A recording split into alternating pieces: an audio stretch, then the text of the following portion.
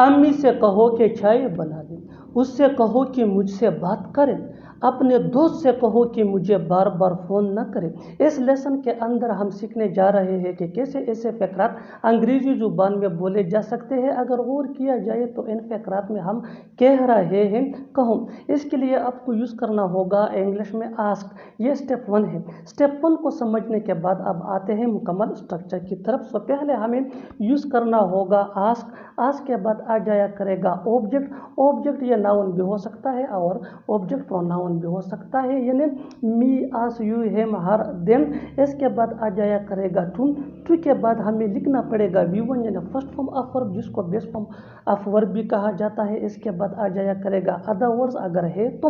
Negative sentence के लिए हमें यूज़ करना होगा नॉट ऑब्जेक्ट के बाद। इस स्ट्रक्चर को अच्छी तरह समझने के लिए आइए मिलकर आगे बढ़ते हैं।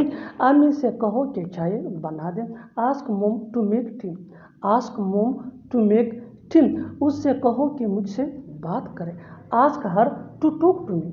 Ask her to talk to me. One more example for better understanding. अपने दोस्त से कहो कि मुझे बार बार फ़ोन न करें।